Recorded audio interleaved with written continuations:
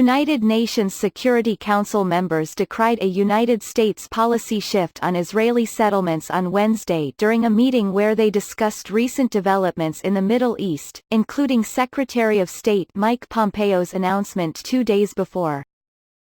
Council members said they oppose Pompeo's announcement that the U.S. no longer considers Israeli settlements a violation of international law.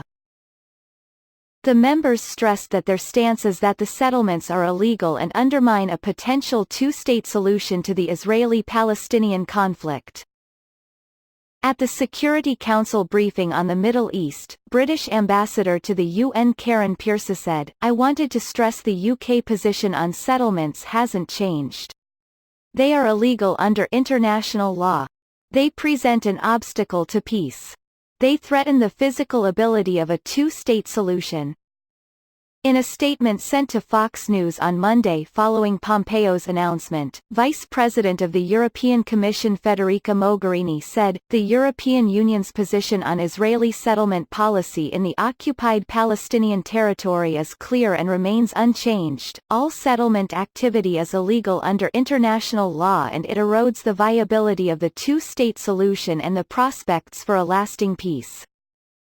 During the meeting on Wednesday, EU leaders reiterated that position with a joint statement on behalf of the UK, Belgium, France, Germany and Poland read by Pierce. "We call on Israel to end all settlement activity, in line with its obligations as an occupying power," Pierce read. The statement went on to say, "We will continue to support a resumption of a meaningful process towards a negotiated two-state solution, the only realistic and viable way to fulfill the legitimate aspirations of both parties." Israeli UN Ambassador Danny Danon backed the U.S. action, saying it rights a historical wrong. Israel is not a member of the Security Council. Danon said on Wednesday that he encourages his colleagues from the EU to actually read the statement, look at the content of it, before automatically bashing it. "What they are doing is, they are not supporting the peace process. They think they are helping the Palestinians, but they are doing exactly the opposite. They should tell the Palestinians to sit with Israelis and negotiate with them," Danon said.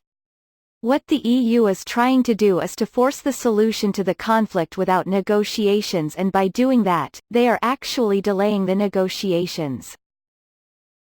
Acting U.S. Deputy Representative to the UN, Ambassador Cherith Norman Chalet, said, "The United States remains committed to the cause of peace, and Monday's announcement does not alter this fact. We continue to believe that discussion between the parties is the path to finding a solution that works for both sides and promotes and protects the welfare of Palestinians and Israelis alike," she said. "But just as we are committed to the cause of peace, we are committed to Israel and its fair treatment at the United Nations."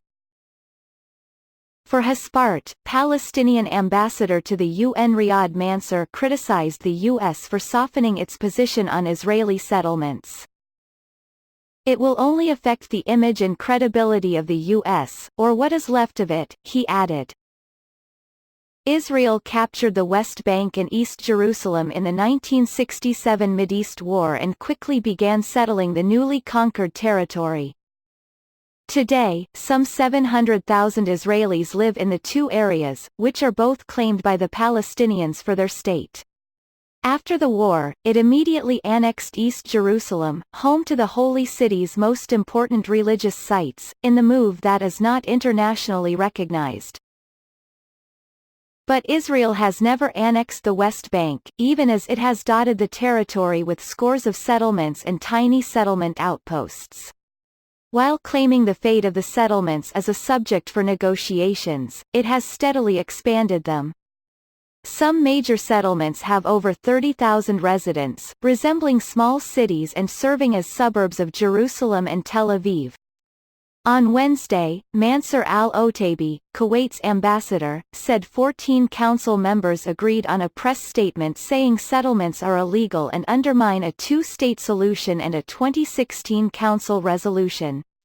However, he said one country objected a reference to the United States. Fox News' Ben Evansky and